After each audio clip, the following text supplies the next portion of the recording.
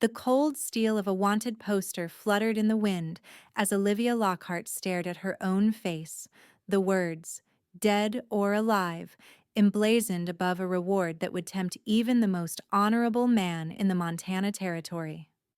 The year was 1876, and innocence was a luxury she could no longer afford.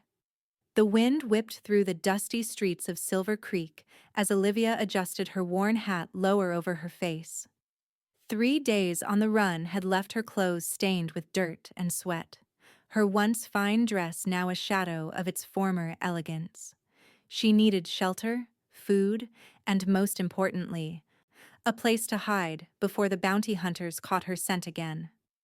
The sign of the Lazy River Inn swung on rusted hinges at the edge of town. It wasn't much, but it was far enough from the main thoroughfare that she might find a moment's peace. Clutching her small satchel containing all that remained of her previous life, she pushed through the weathered doors. The tavern fell quiet as she entered, a dozen pairs of eyes tracking her movement. Olivia kept her gaze lowered, making her way to the bar where a gruff-looking man wiped glasses with a rag that had seen better days. "Room for the night," she said, her voice barely above a whisper. The innkeeper eyed her suspiciously. $2. In advance." Olivia reached into her pocket, counting out the precious coins that would need to last her until she could figure out her next move. As she placed them on the counter, the doors to the tavern swung open, bringing with them a gust of wind and the heavy footsteps of a man whose spurs jangled with each step. "Got any whiskey worth drinking in this establishment?" The deep voice carried across the room, followed by the creak of a leather saddle being dropped to the floor. The innkeeper's demeanor shifted instantly. "Owen! Didn't expect you back so soon." "Usual." Olivia risked a glance behind her. The newcomer stood tall, his broad shoulders dusted with the dirt of the trail. His face was partially obscured by a well-worn hat, but she could make out a strong jawline shadowed by several days' worth of stubble. A revolver hung at his hip, and the way he carried himself told her he knew how to use it. Owen Irwin was returning from a cattle drive that had taken him all the way to Wyoming Territory. 6 weeks of hard riding, sleeping under stars, and dealing with ornery steers had left him craving a decent meal and a bed that didn't move beneath him. Silver Creek wasn't much, but it was the closest thing to home he'd known since leaving his family's farm in Missouri 7 years ago. "Heard there was some excitement while I was gone," Owen said, accepting a glass of amber liquid from the innkeeper. "That's putting it mildly. Stagecoach robbery 2 counties over. Driver killed, passengers robbed. They're saying a woman was involved." Olivia's hand trembled slightly as she accepted the key to her room, willing herself to remain calm. "A woman?" Owen raised an eyebrow, taking a sip of his drink. "Yep. Apparently she was traveling with the Blackwater gang. Word is, she shot the driver herself." "That's so." Owen's eyes drifted toward Olivia, whose back was to him as she prepared to retreat to her room. Something about her posture, the tension in her shoulders, the way she seemed to be making herself smaller caught his attention. Olivia could feel his gaze burning into her back. She needed to get away, to disappear into her room before anyone looked too closely. But as she turned, her worn boot caught on an uneven floorboard, sending her stumbling forward. Strong hands caught her before she hit the ground, steadying her with a gentle firmness that surprised her. Looking up, she found herself staring into the most piercing blue eyes she'd ever seen. "Careful there," Owen said, his voice softer than it had been moments ago. Olivia pulled away as if his touch burned her. "Thank you," she mumbled, keeping her face down as she hurried toward the stairs. Owen watched her retreat, noticing the way she favored her left leg slightly. His years of tracking cattle had made him observant of details others might miss. The woman was clearly running from something or someone. In his experience, people in Silver Creek minded their own business, which was precisely why he'd chosen to settle nearby. Whatever her troubles were, they weren't his concern. Yet as he finished his whiskey and ordered a meal, his thoughts kept returning to the woman's haunted eyes. The next morning dawned with a clear sky that promised scorching heat by midday. Owen had risen early, intending to resupply his cabin before heading back into the mountains. As he loaded sacks of flour and coffee onto his pack horse outside the general store, he spotted the woman from the previous night slipping out the back door of the inn. She moved with purpose, glancing over her shoulder as she made her way toward the livery stable. Something about her movements seemed urgent, desperate. Against his better judgment, Owen finished securing his supplies and followed at a distance. Olivia approached the stable owner with what she hoped was a confident expression. "I need a horse. Nothing fancy, just something that can cover ground." The older man scratched his beard. "Horses ain't cheap, miss, especially ones with stamina. I can pay." She pulled out a small gold locket, the last keepsake from her mother.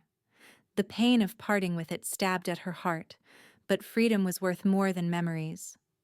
The stable owner reached for the locket, examining it with a critical eye. "This might cover a decent mare, but I'll need to know who I'm selling to. Sheriff's been asking about strangers, what with that robbery and all." Olivia's heart raced. "I'm just passing through, visiting family in—" "She's with me," a deep voice interrupted from behind. Olivia whirled around to find the cowboy from the previous night standing in the stable entrance, his expression unreadable beneath the brim of his hat. "Owen?" The stable owner looked confused. "You know this lady?" "Grace is my cousin from back east," Owen said smoothly, stepping forward. "I told her I'd help her find a suitable mount." He turned to Olivia, a silent message in his eyes. "Isn't that right, Grace?" For a moment, Olivia considered running, but where would she go? On foot, she wouldn't make it beyond the town limits before being recognized. Swallowing her fear, she nodded. "Yes, that's right. Owen was kind enough to offer his assistance." The stable owner's suspicion visibly lessened. "Well, if she's your kin, that's different. I've got a bay mare that might suit the lady." Owen stepped closer to Olivia, speaking low enough that only she could hear. "Whatever trouble you're in, running in broad daylight isn't the answer. Too many eyes." "Why are you helping me?" she whispered back, acutely aware of his proximity. "Who says I'm helping? Maybe I'm just curious about what a woman like you is doing in a place like this." Before she could respond, the stable doors burst open. Two men entered, their dusty clothing marking them as travelers.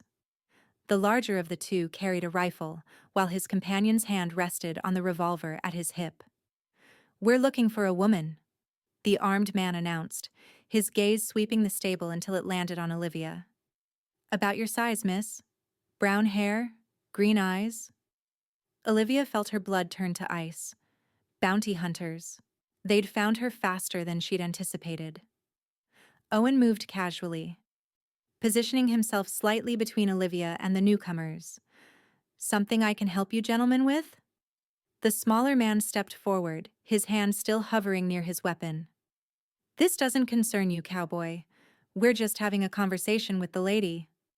"My cousin and I were just finishing up our business here," Owen said, his tone pleasant even as his stance shifted subtly into one that would allow him to draw his weapon if needed. "Perhaps you could take your conversation elsewhere." "Cousin, huh?" The larger man reached into his coat and pulled out a folded paper, which he opened to reveal the wanted poster Olivia had seen the day before. "Says here Olivia Lockhart is wanted for robbery and murder. Reward of $500. The stable owner's eyes widened as he looked between the poster and Olivia. "That does look an awful lot like you, miss." Owen barely glanced at the poster.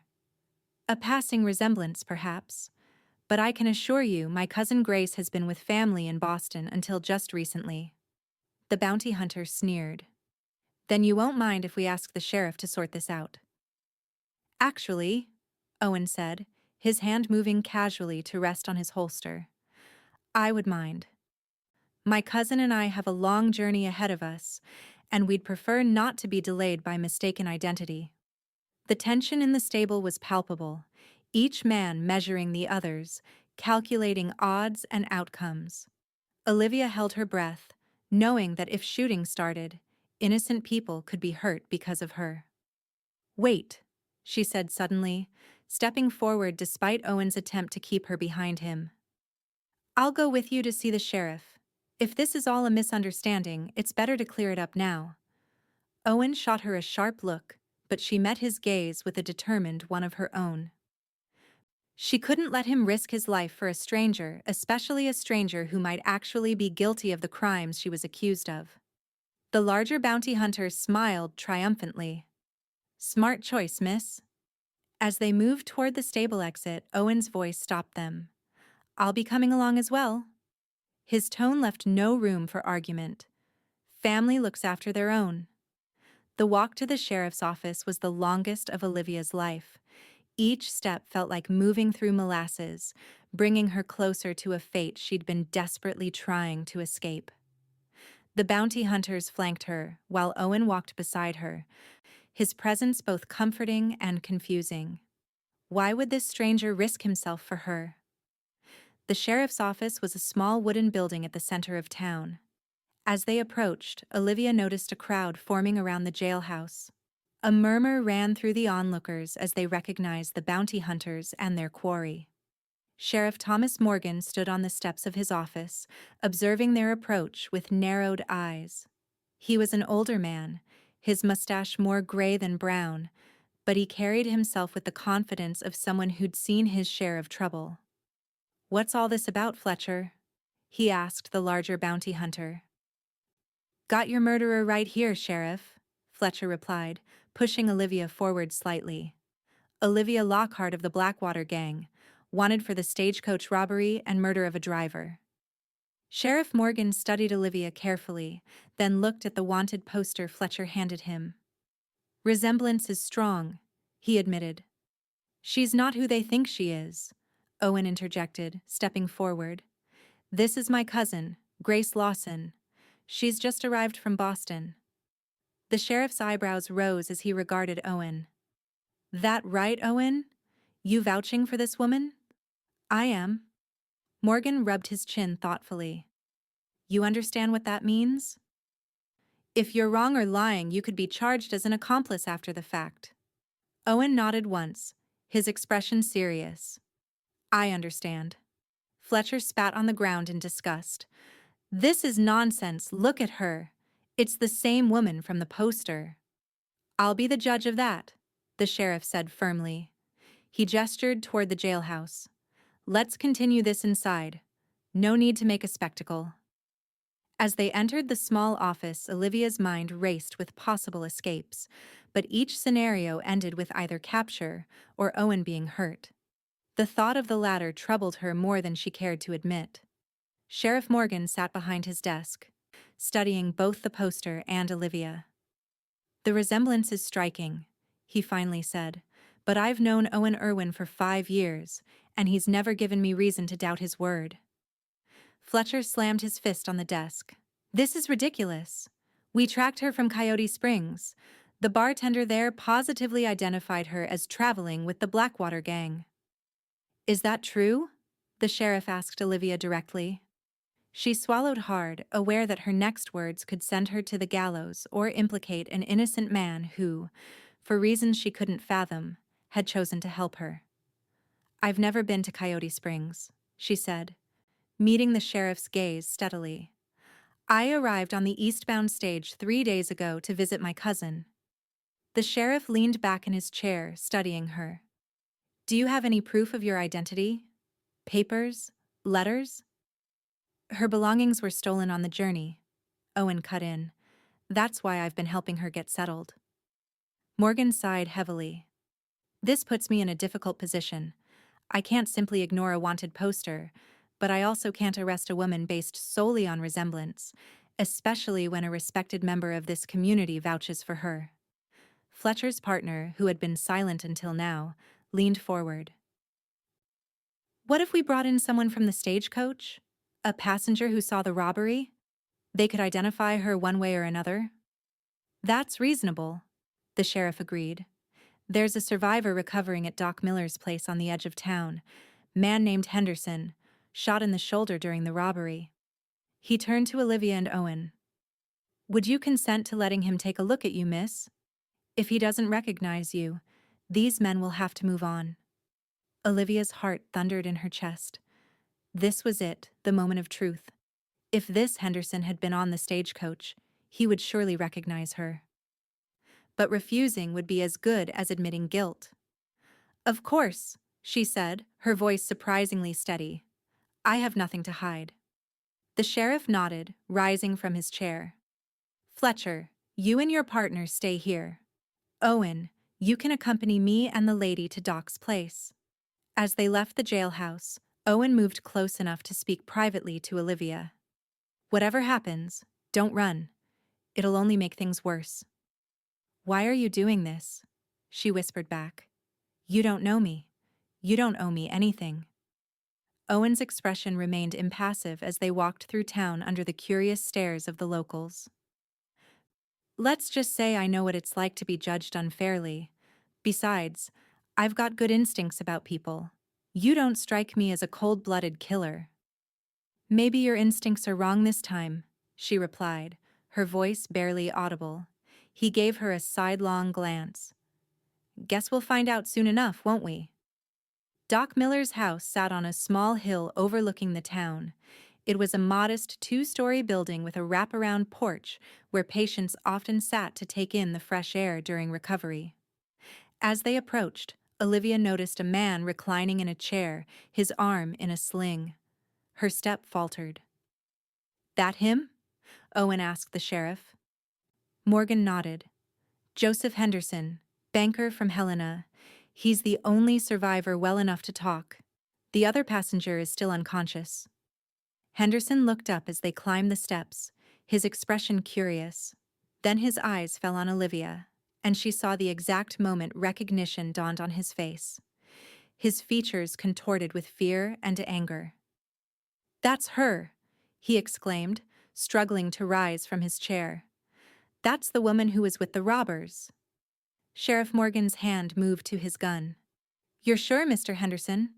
This is the woman you saw during the robbery? Absolutely, Henderson replied, his voice shaking with emotion. She's the one who told the others not to kill me, said one death was enough for the day. Olivia closed her eyes briefly, a wave of despair washing over her. This was it, the end of her flight. I'm sorry, she whispered to Owen, who stood rigid beside her. The sheriff drew his weapon. Olivia Lockhart, you're under arrest for robbery and murder. Owen, step away from her. But Owen didn't move. Mr. Henderson, he said instead, his voice calm. You say this woman spared your life? Henderson frowned in confusion. Well, yes. The others wanted to finish me off. But she convinced them to leave me be. That doesn't sound like a cold-blooded killer to me, Owen observed. Doesn't matter, the sheriff replied. She was still part of a robbery that left a man dead. The law's clear on that point. He turned to Olivia. Miss Lockhart, I'll need you to come with me. Olivia nodded, resigned to her fate. I understand.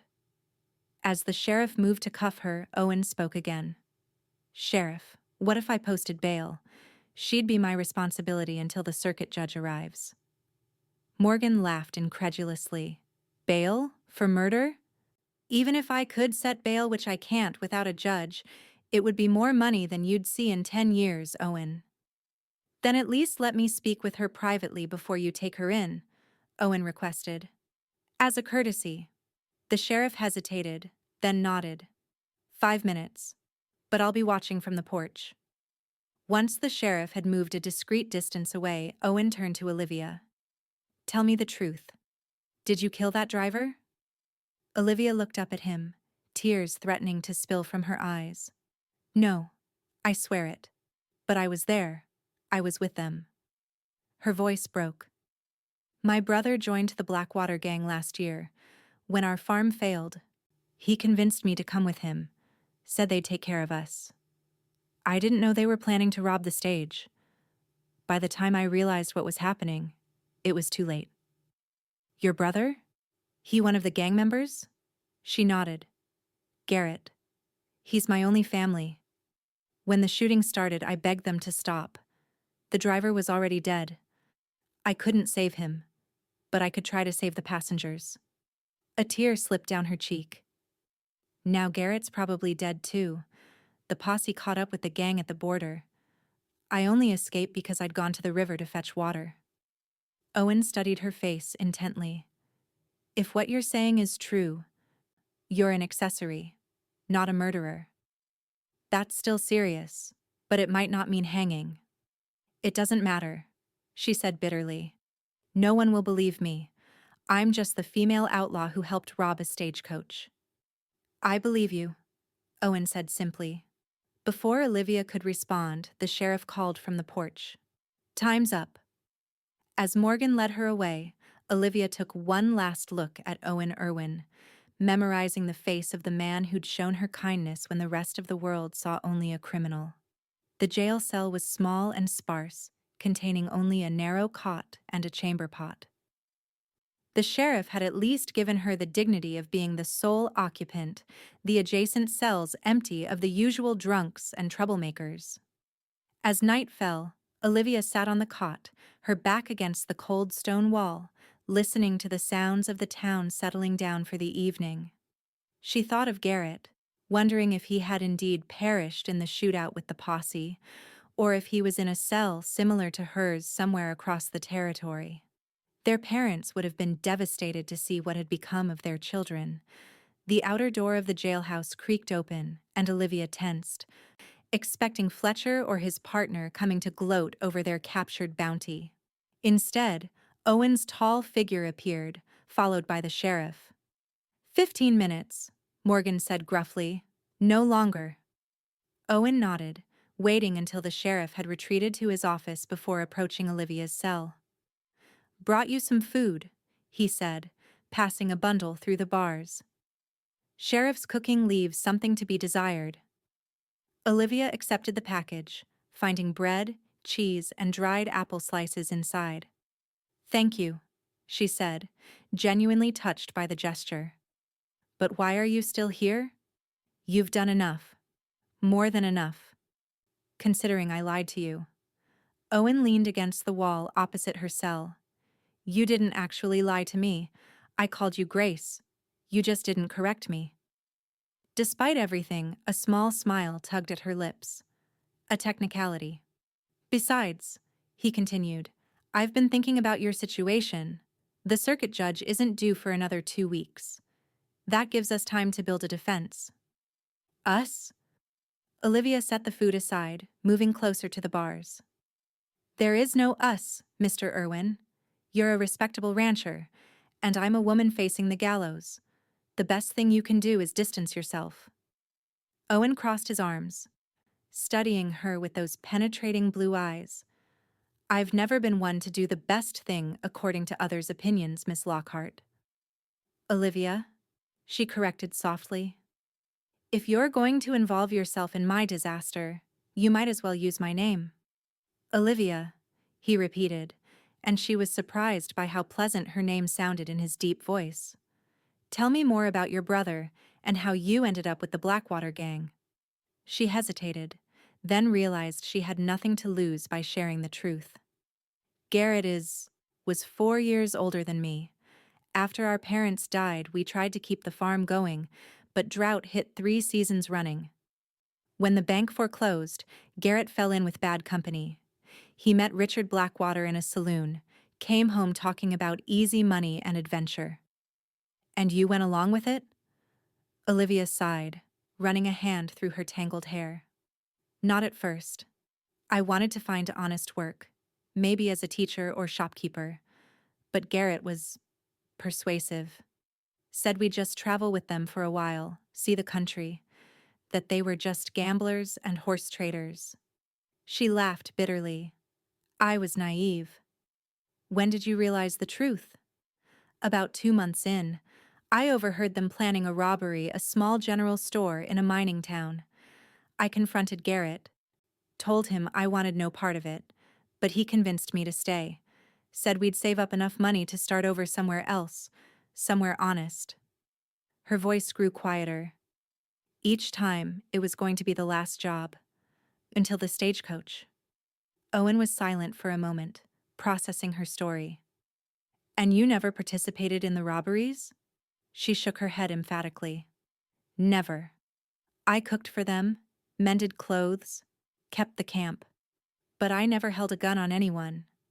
The stagecoach was the first time I was even present during a robbery, and that was only because we'd been traveling for days and Garrett didn't want to leave me alone at the camp. What happened that day? The exact details might be important. Olivia closed her eyes, the memories washing over her. We were camped near the stage road. Blackwater had information about a shipment of money heading to the bank in Helena. They planned to ambush the stage at a narrow pass. Garrett insisted I come along, said he'd feel better keeping an eye on me. She swallowed hard. I stayed behind the rocks with the horses while they stopped the stage. The driver pulled a shotgun. There was shooting. By the time I got there, the driver was dead, and one of the passengers was wounded. Henderson, Owen supplied. She nodded. Yes. Blackwater wanted to kill him and the other passenger, no witnesses. I begged them not to. Said one death was enough. That killing in cold blood was different from a shooting in the heat of the moment. Somehow, they listened. That fits with what Henderson said, Owen noted. And then? We rode hard for the border. I was sick the whole way. Couldn't eat, couldn't sleep. 3 days later, we heard riders coming. Blackwater sent me to get water, said they'd break camp and follow. When I heard gunfire, I ran. Just ran. I've been running ever since. Tears welled in her eyes. I'm not innocent, Owen. I knew what they were, and I stayed. The driver's blood is partly on my hands. Owen reached through the bars, his calloused hand covering hers where it gripped the cold metal. There's a difference between being guilty of poor choices and being guilty of murder, Olivia. The simple touch of his hand sent an unexpected warmth through her. She pulled away, suddenly conscious of how filthy and unkempt she must look after days on the trail and a night in jail. Don't, she whispered, wrapping her arms around herself. Don't touch me. I'm not clean. Owen's expression softened with understanding that went beyond her physical state. None of us are truly clean, Olivia. We've all got dirt on our souls. She looked up, surprised by his words. Before she could respond, the sheriff's voice called from the office. Time's up, Owen. Owen straightened, his expression returning to its usual stoicism. I'll be back tomorrow. Try to get some rest. As he turned to leave, Olivia called after him softly. Why are you really helping me, Owen?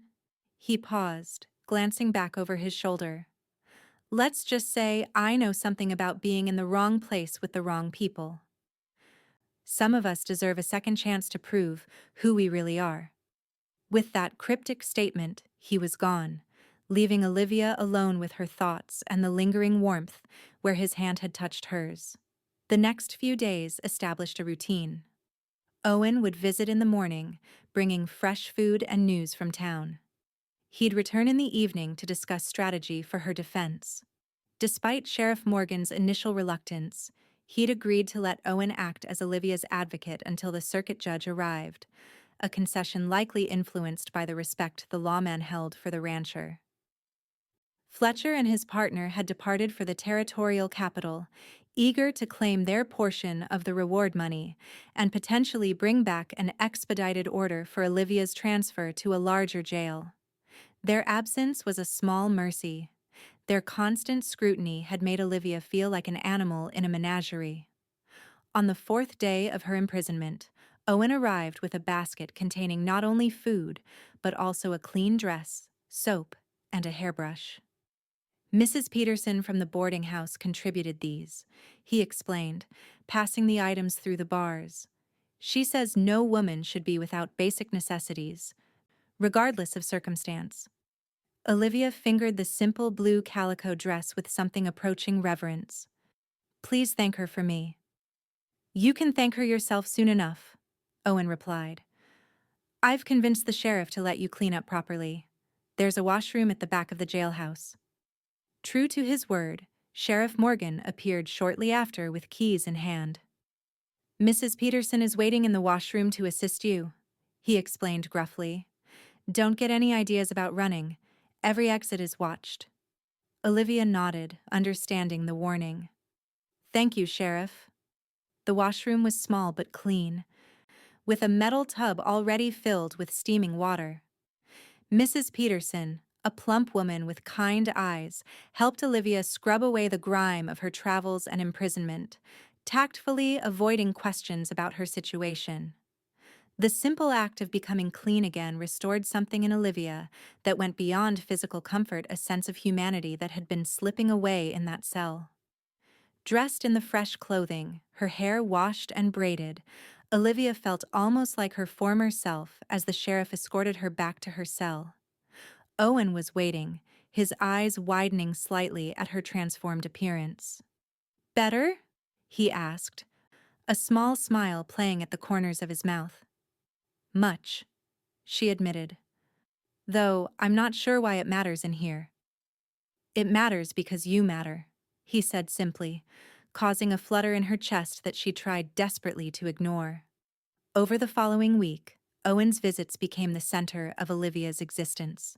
He brought news of his progress in building her defense, statements from people who had encountered the Blackwater gang confirming she had never been seen participating in robberies, telegraph inquiries about her family's farm that corroborated her story, even a promising lead that her brother might still be alive, held in a jail in the Wyoming Territory.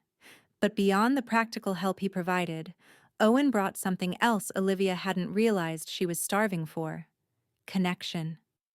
They talked about their childhoods, their dreams before life had intervened, books they'd read, and places they'd seen. She learned he'd left Missouri after being falsely accused of rustling cattle, an accusation eventually disproven, but not before his reputation had been tarnished. He'd worked his way west, taking whatever honest jobs he could find until saving enough to purchase his small ranch outside Silver Creek. It's nothing fancy, he told her, describing the cabin he'd built with his own hands. Just 2 rooms and a lean-to for now. But the land is good, plenty of grazing for cattle and a clear creek running through the northern section. It sounds wonderful, Olivia said sincerely, trying to ignore the wistfulness in her voice. Such simple pleasures, a home, honest work, peace, seemed impossibly distant from her cell. It's lonely, Owen admitted, surprising her with his candor. Beautiful, but lonely. Their gazes held for a moment longer than was comfortable, and Olivia felt heat rise to her cheeks.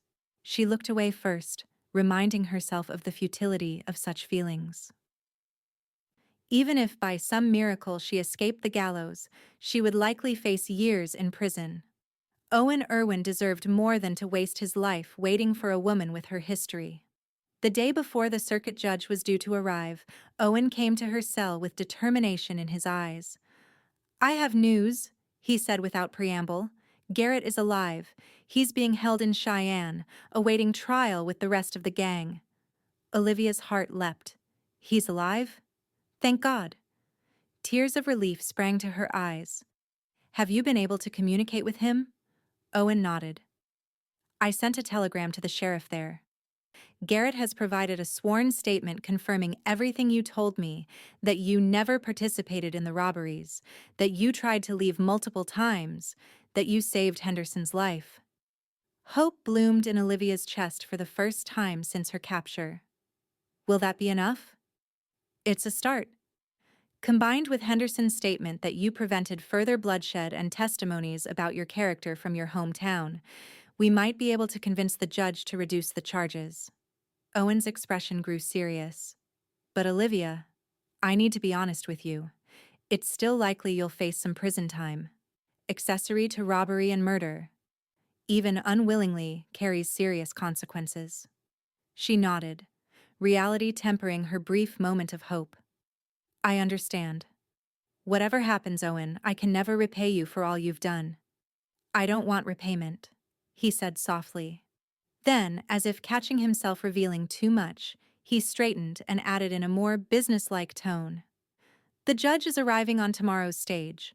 Sheriff Morgan has agreed to let you dress properly for the hearing. Mrs. Peterson is bringing another dress in the morning. Owen, Olivia said, reaching through the bars to catch his hand before he could leave.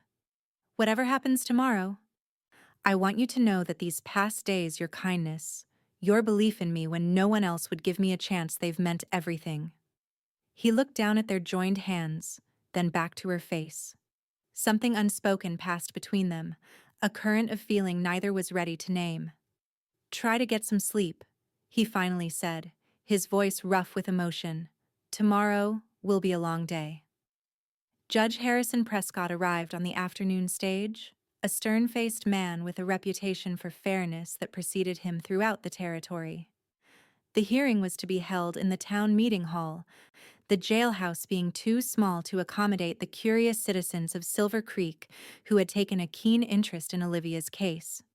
Dressed in the navy blue dress Mrs. Peterson had provided, her hair neatly arranged, Olivia was escorted into the packed hall by Sheriff Morgan. She kept her head high, refusing to cower under the weight of the townspeople's stares. Owen waited near the front, standing as she entered, his presence a beacon of support in the sea of unfamiliar faces. Judge Prescott called the hearing to order, explaining the unusual nature of the proceedings. This is not a formal trial, he clarified for the assembled crowd. Miss Lockhart has admitted to being present during the stagecoach robbery that resulted in the death of Samuel Jenkins. What we are determining today is the extent of her involvement and the appropriate charges to be filed before transfer to the territorial court. The hearing proceeded methodically, with the judge reviewing the evidence Owen had gathered. Henderson himself had been well enough to attend, and his testimony that Olivia had saved his life carried significant weight. Telegraph transcripts from Garrett's statement were read into the record, along with character references from her hometown in Kansas. Throughout it all, Olivia sat still and composed, speaking only when directly addressed by the judge. When finally asked if she had anything to say in her own defense, she rose, her hands clasped tightly to hide their trembling. Your Honor, I make no excuses for my poor judgment in remaining with men I knew to be engaged in criminal activities. I should have found the courage to leave, to report their plans to authorities, to choose a harder but honest path. Her voice grew stronger as she continued. I did not pull a trigger or threaten a soul, but my silence made me complicit. For that, I accept whatever punishment you deem appropriate. I ask only for the opportunity to someday make amends for my mistakes and become someone my parents could have been proud of. A murmur ran through the crowd at her words. Judge Prescott studied her thoughtfully before speaking. Miss Lockhart, the law is clear that those who aid and abet criminal activities share in the guilt of the crimes committed. However, the law also recognizes degrees of culpability. He shuffled through the papers before him. Based on the evidence presented, I am inclined to believe you were not an active participant in the robbery or the murder of Samuel Jenkins. Your actions in preventing further bloodshed speak to your character. Olivia held her breath, hardly daring to hope. I am therefore recommending to the territorial court that you be charged not as an accessory to murder, but as an accessory after the fact to robbery, a charge that carries a significantly lighter sentence. The judge's stern expression softened slightly. Given the unusual circumstances and the strong community support you've received, I am setting bail at $200, with the condition that you remain within the jurisdiction until your formal trial. The hall erupted in whispers. Bail meant Olivia wouldn't have to wait in jail for her trial, which could be months away. But $200 was an enormous sum, more money than most people in Silver Creek would see in a year. I'll pay it. Owen's voice rang out clearly, silencing the room. I'll stand as surety for Miss Lockhart. Judge Prescott raised an eyebrow. Mr. Irwin, you understand the responsibility you're taking on? If Miss Lockhart flees, you forfeit the entire amount. I understand, Your Honor, Owen replied confidently, and I accept the responsibility. The judge nodded. Very well. Sheriff Morgan, once Mr. Irwin has provided the bail money, Miss Lockhart is to be released into his custody until her trial date, which will be set by the territorial court. As the crowd dispersed, Olivia remained seated, overwhelmed by the sudden turn of events. Freedom, even temporary freedom, had seemed an impossible dream just hours earlier. Owen approached, his expression a mixture of relief and something deeper, more complex. Let's get you out of here, he said simply, offering his hand.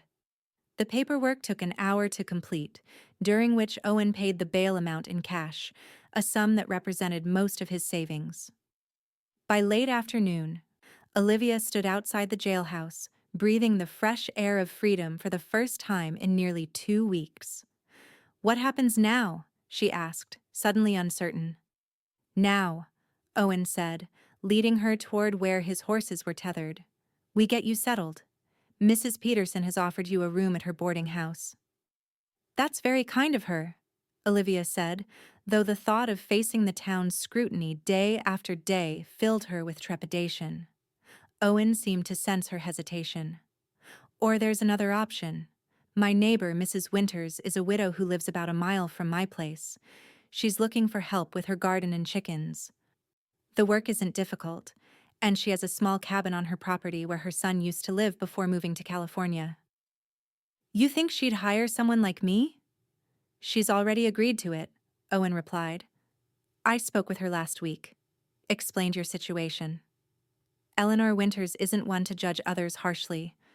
She believes in second chances as much as I do. Olivia's eyes filled with tears. I don't know what to say.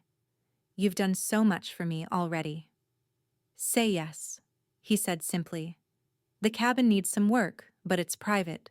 You'd have your own space, honest work, and time to rebuild your life while awaiting trial. Yes, Olivia whispered, overcome with gratitude. Thank you, Owen, for everything. They rode out of town as the sun began its descent toward the distant mountains, painting the landscape in hues of gold and amber.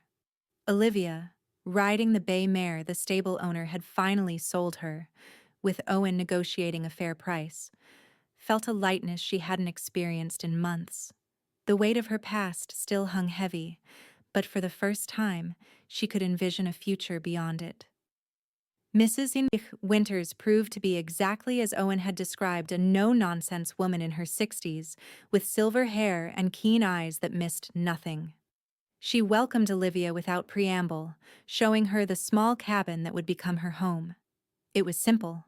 One room with a small cook stove, a bed, a table, and 2 chairs. But it was clean, solid, and most importantly, hers. Needs some fixing up, Mrs. Winters admitted.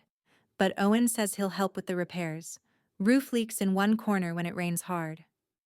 I'm handy with a needle and thread, Olivia offered. And I can cook, clean, garden, whatever you need. Mrs. Winters nodded approvingly. Good. Work starts at sunrise. I'll expect you at the main house for breakfast. Then we'll see about those garden beds that need tending. With that, she departed, leaving Olivia alone in her new home. Owen had remained outside during the exchange, giving the women space to establish their arrangement. Now he entered, carrying Olivia's small bag of belongings. It's not much, he said, looking around the cabin, but it's a start. Olivia turned to him, overwhelmed by everything that had happened. It's perfect. I don't know how I'll ever repay you. Live well, he said simply. Make the most of this chance. That's repayment enough. She studied his face in the fading light, seeing the fatigue etched around his eyes. You look tired. You should rest. A small smile played at his lips. Are you worried about me, Olivia Lockhart? Perhaps, she admitted softly. You've done nothing but worry about me for weeks. It seems only fair to return the favor. Owen's expression grew serious. I should go. Let you get settled. He moved toward the door but paused, turning back to her. I meant what I said in the jail, Olivia. None of us are truly clean. We all carry the dust of our mistakes. It doesn't make us unworthy of compassion. The memory of that moment, her words of shame, his gentle response hung between them. Before she could think better of it, Olivia closed the distance between them, standing on tiptoe to press a soft, brief kiss to his cheek. Thank you, she whispered, for seeing beyond my dirt. His hand came up to gently cup her face, his thumb brushing across her cheekbone with exquisite tenderness.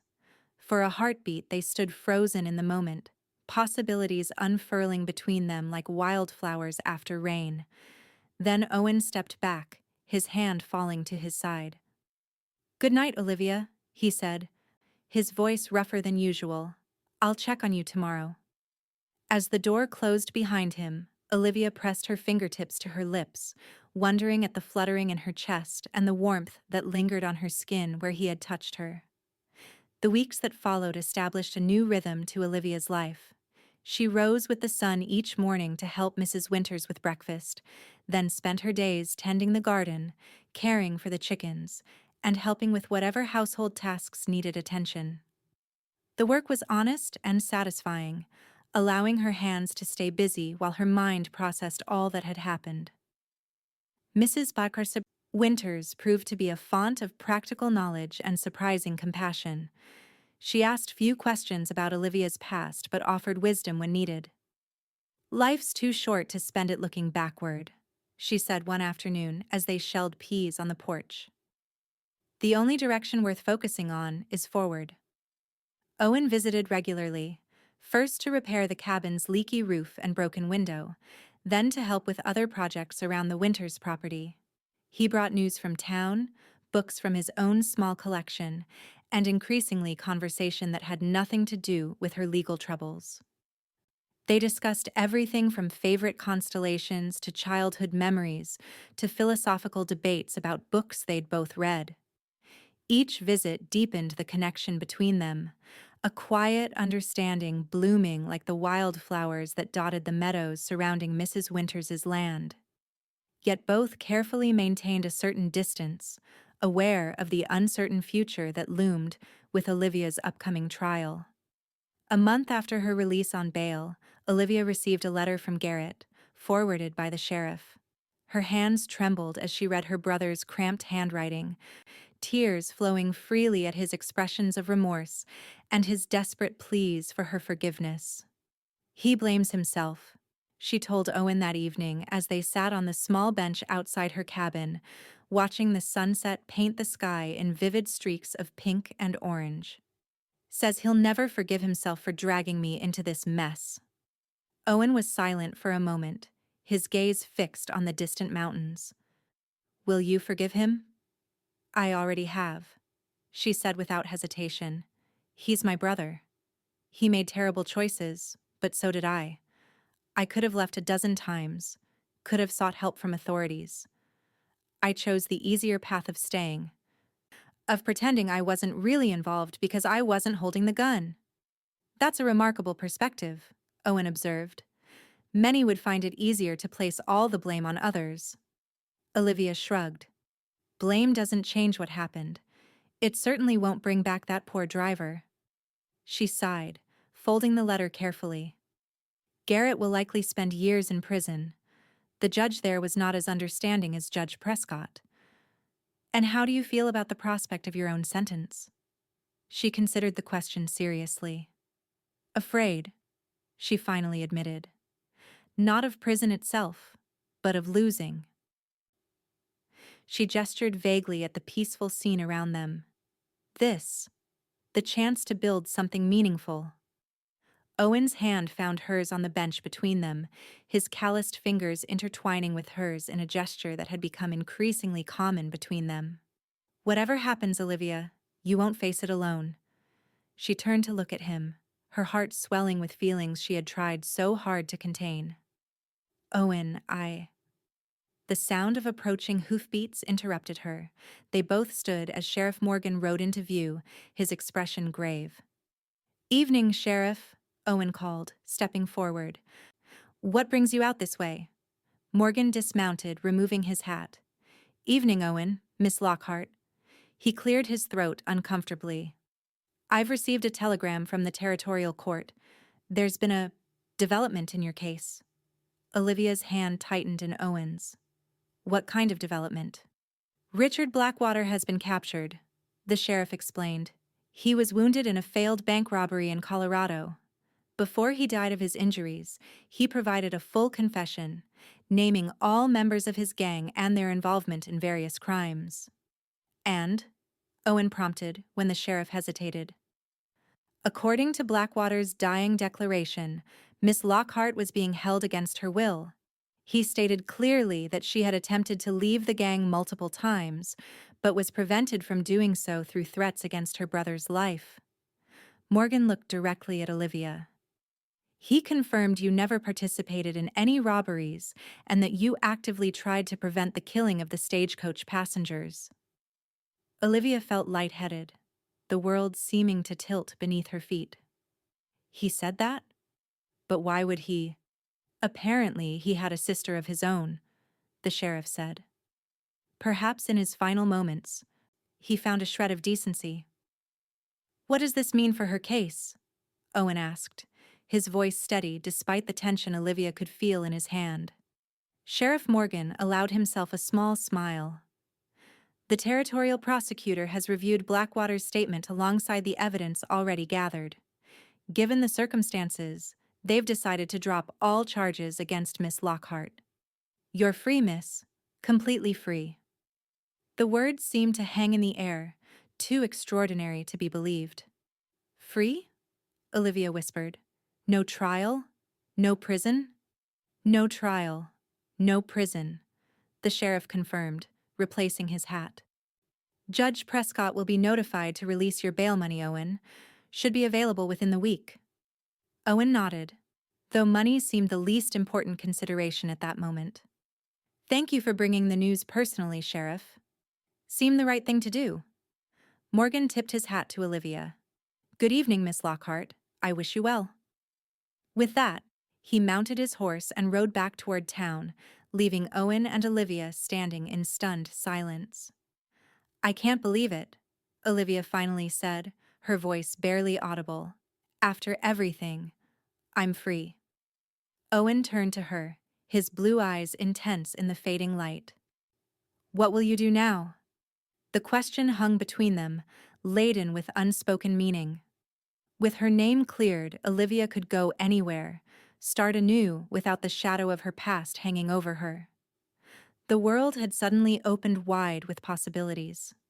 She looked up at Owen, seeing the carefully guarded hope in his expression. "I don't know," she admitted. "For so long I couldn't think beyond surviving each day. The future was unimaginable. And now?" Her heart raced as she took a step closer to him. "Now I find myself wanting things I never thought possible. A home, work that matters, people who matter." Owen's hand came up to gently brush a strand of hair from her face. "People?" "Person," she corrected softly, gathering her courage. "You, Owen.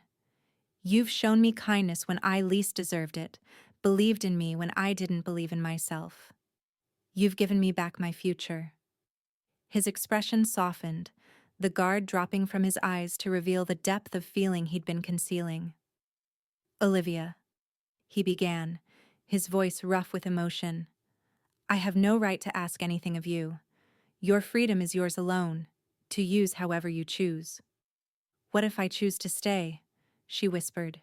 "Here, in Silver Creek, near Mrs. Winters, near you." Hope blazed in his eyes. "Is that what you want?" "More than anything," she admitted. "But I need to know, do you want me to stay because you feel responsible for me? Or is there something more?" Instead of answering with words, Owen closed the distance between them. His hands cradled her face with infinite tenderness, his eyes asking a silent question. Olivia nodded almost imperceptibly, and then his lips were on hers, gentle at first, Then with growing intensity as she responded, her arms winding around his neck. When they finally broke apart, both breathing heavily, Owen rested his forehead against hers. "I think I started falling for you that first day in the stable," he confessed. "Even covered in trail dust with fear in your eyes, there was something about you, a strength, a goodness you couldn't hide." "I'm not good," she protested weakly. "You are," he insisted. "Flawed, human, imperfect, but good at your core, Olivia. I've seen it in how you care for Mrs. Winters, how you speak of your brother with compassion rather than resentment, how you face each day with determination to be better than the day before." Tears spilled down Olivia's cheeks as his words penetrated the last defenses around her heart. "I don't deserve you," she whispered. "Don't," he said, echoing their exchange in the jail. "Don't say you're not clean enough, not good enough. None of us are. We're all just doing our best with the hand we're dealt." He brushed away her tears with his thumbs. "I love you, Olivia Lockhart. I don't care about your past. I care about our future if you want one with me." "I love you too," she admitted, the words both terrifying and freeing. "And yes, I want a future with you. More than anything." He kissed her again, and Olivia felt as though all the broken pieces of her life were finally beginning to mend, forming something new and unexpectedly beautiful.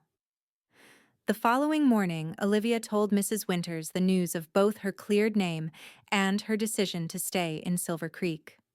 "Well, of course you're staying," the older woman said matter-of-factly, as if any other option would have been absurd. "That man has been half in love with you since he first came asking about the cabin. Only a fool would walk away from love like that." Olivia blushed. "Is it that obvious?"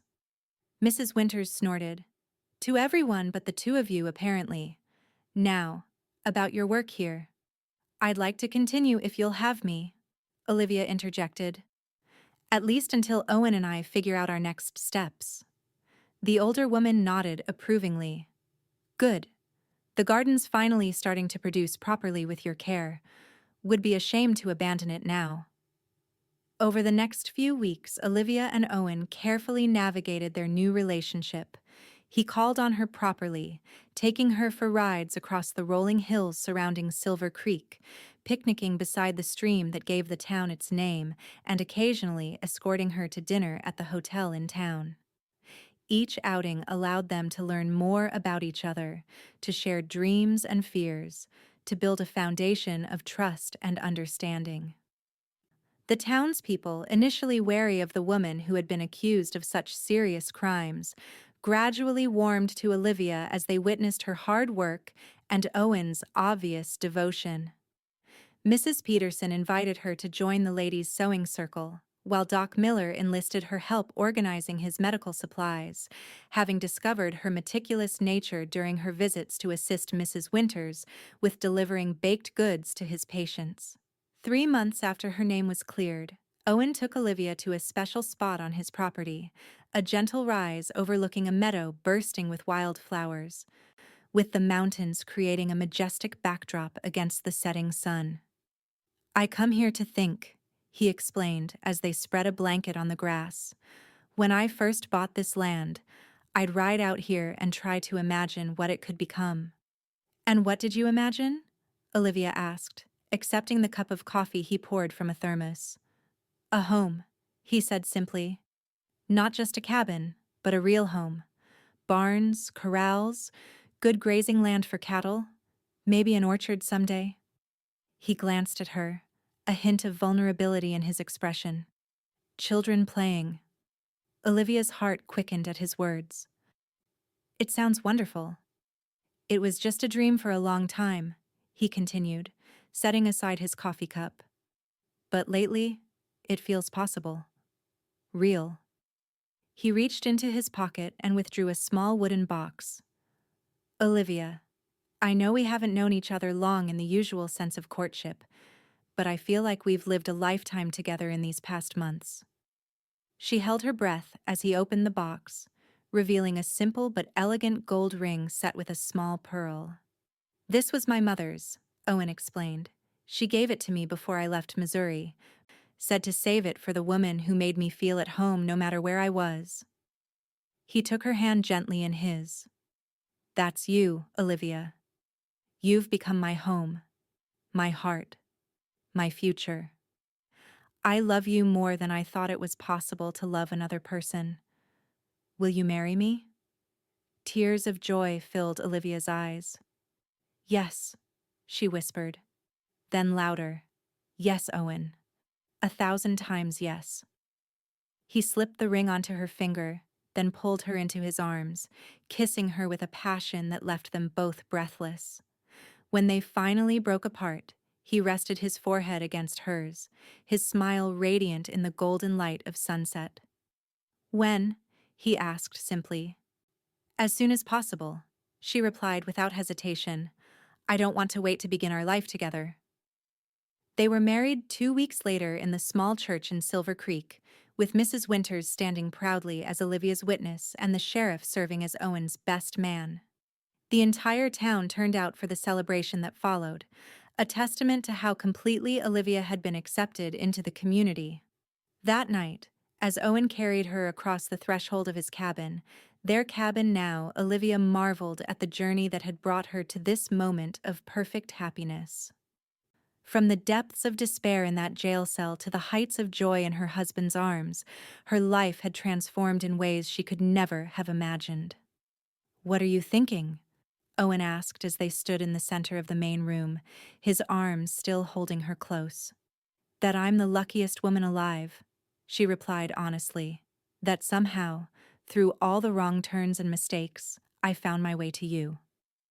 "No," he corrected gently, lowering her to her feet, but keeping her within the circle of his arms. "I'm the lucky one. You've brought life and light back into my world, Olivia." As their lips met in a kiss that promised a lifetime of love and commitment, Olivia silently thanked whatever fate or providence had led her to Silver Creek and into the arms of the man who had seen beyond her past to the woman she truly was and the woman she could become. 5 years later, Owen and Olivia Irwin stood on the porch of their expanded home, watching their 3-year-old son Thomas chase butterflies in the front yard, while their infant daughter Elizabeth slept peacefully in Olivia's arms. The ranch had prospered under their joint care. What had once been a simple cabin was now a comfortable home with 4 rooms, surrounded by flourishing gardens that Olivia tended with skills honed under Mrs. Winter's tutelage. A barn and corral housed horses and cattle, while a small orchard of apple trees just beginning to bear fruit stood as a testament to Owen's vision for the land. "Letter came today," Owen said, slipping an arm around his wife's waist. "From Garrett." Olivia looked up, hope in her eyes. "Is he?" "Being released next month," Owen confirmed. "Says he's ready to make an honest start if we still have room for him here."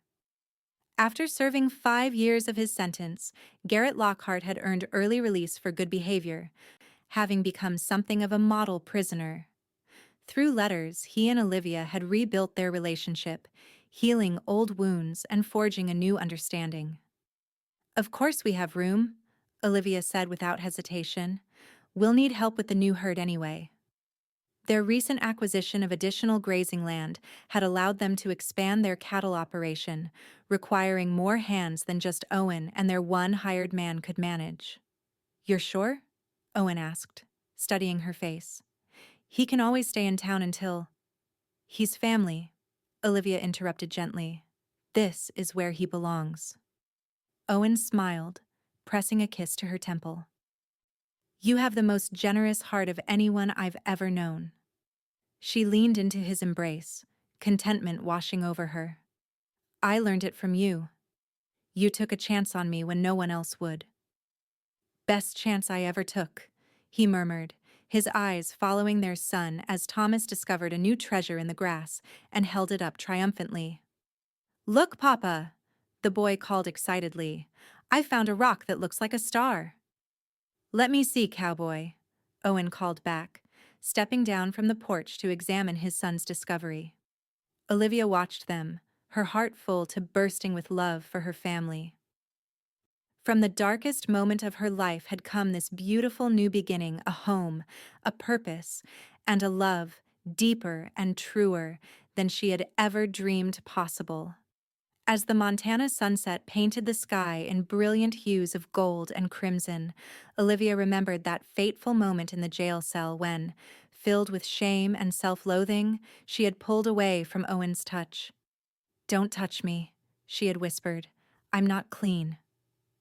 But Owen had seen beyond her shame to the woman beneath, had believed in her worth when she couldn't see it herself. And in the end, his faith had not only saved her life, but had given her a new one built on honesty, trust, and a love that had transcended all barriers. As if sensing her thoughts, Owen returned to the porch, Thomas riding proudly on his shoulders. He slipped his free arm around Olivia, drawing her and their daughter close in a gentle embrace. "Happy?" he asked softly, his blue eyes still capable of making her heart skip after all these years. "Completely," she replied, raising her face for his kiss as the first stars appeared in the darkening sky, witnesses to a love that had overcome the past and embraced the promise of tomorrow.